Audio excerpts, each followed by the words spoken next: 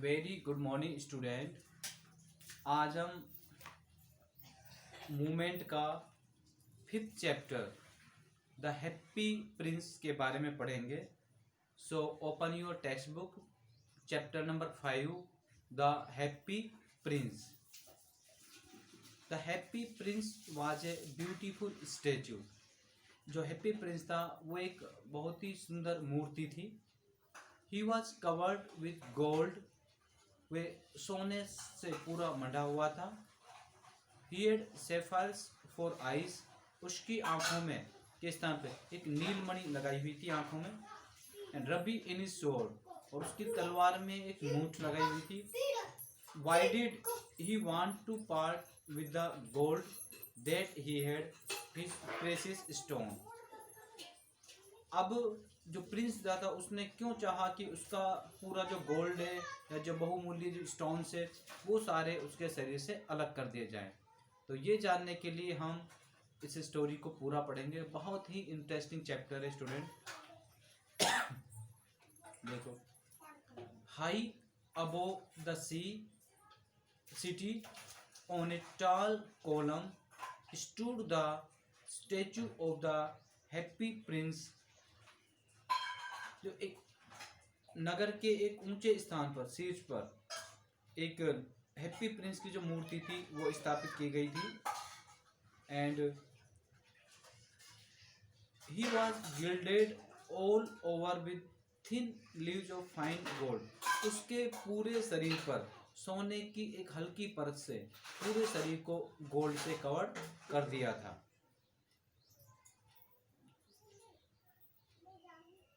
For eyes he had 2 bright sapphires, उसकी आंखों के स्थान पर मतलब आंखों में 2 चमकती हुई नील मणि लगा दी गई थी।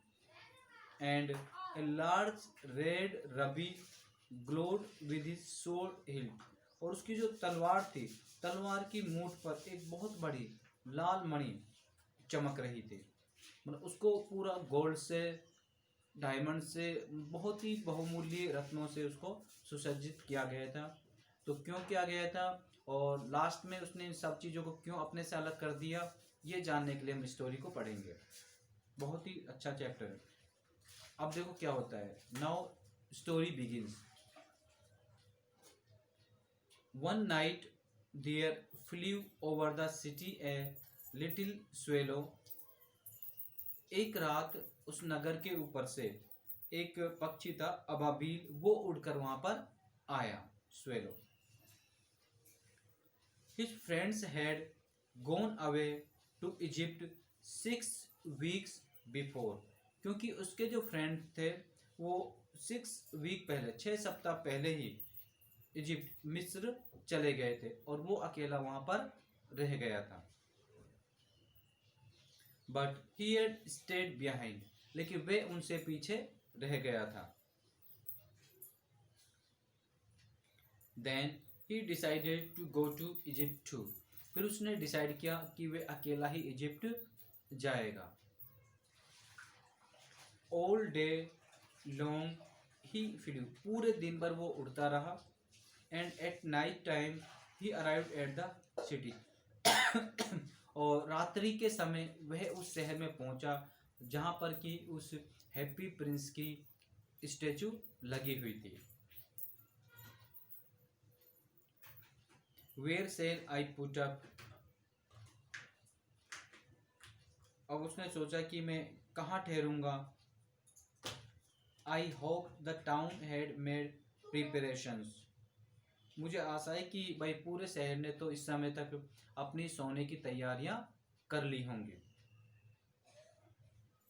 देन ही सा the statue on the tall column, फिर उसने एक ऊंचे से स्तंभ पर एक स्टैचू, एक मूर्ति देखी।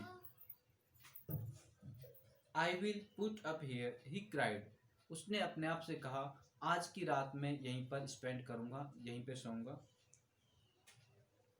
It is a fine position with plenty of fresh air, क्योंकि ये बहुत अच्छा स्थान है और यहाँ ऊंचा है तो हवा भी पर्याप्त मात्रा में यहाँ पर आएगी। सो ही alighted just between the feet of the happy Prince. इस कारण से जो हैप्पी प्रिंस था वो उसके कदमों में नीचे टांगों के बीच में उतर आया। I have a golden bedroom, he said softly to himself as he looked around. लेकिन जब उसने उस हैप्पी प्रिंस के चारों ओर देखा तो उसने सोचा, बड़ा खुश हो गया कि मेरे चारों तरफ एक सुनहरा कक्ष है, सोने का कक्ष है, और वे सोने की तैयारी करने लगा। But just he was putting his head under his wing, a large drop of water fell on him. लेकिन जैसे ही उसने अपने पंखों के नीचे अपना सिर रखने वाला था, एक बड़ी सी पानी की बूंद उसके ऊपर से आकर गिरी।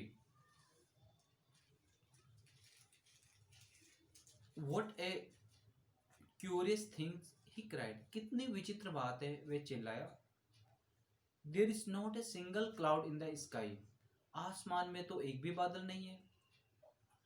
The stars are quite clear and bright.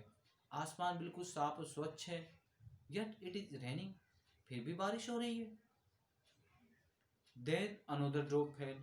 उसके बाद एक दूसरी बूंद टपकी। तभी उसने सोचा ये क्या हो रहा है, आसमान साफ है, ना कोई बारिश हो रही है, फिर भी यहाँ पर वर्षा की बूंदें कहाँ से आ रही है।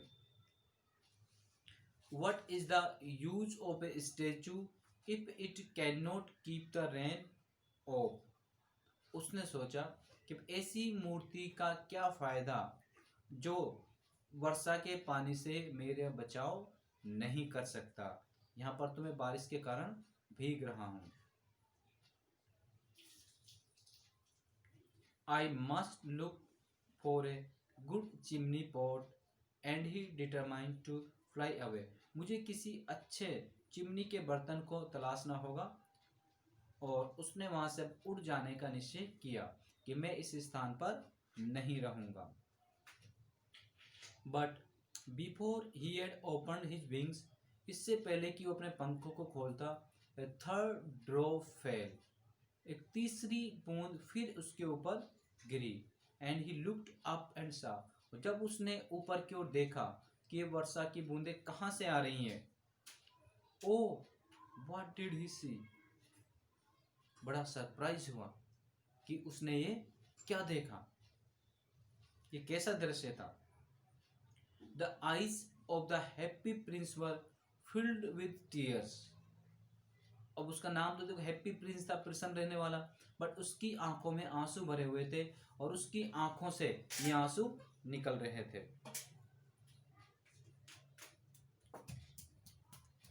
And tears were running down his golden cheeks, उसके सुनहरे गालों से आंसू निकल रहे थे।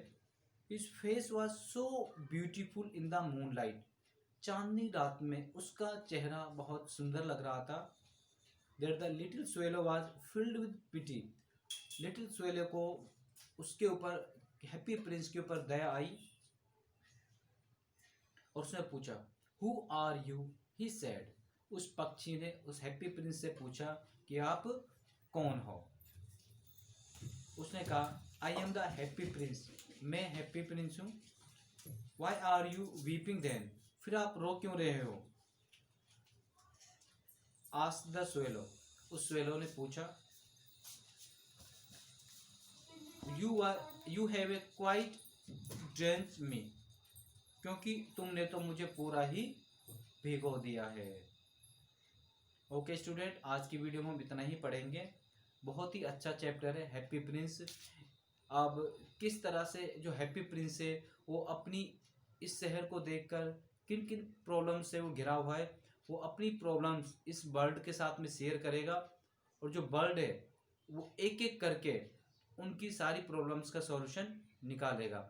और हम देखते हैं कि क्या अंत में क्या होता है, ये पक्षी जो बर्ड है वो इजिप्ट पहुंच पाता है या नहीं, या जो हैप्पी प्रिंस है वो अपने कंट्री के लोगों की जो प्रॉब्लम्स है उनका पूरी तरह से सॉल्यूशन कर पाता है या नहीं कर पाता है। Okay, thank you very much, have a nice day student.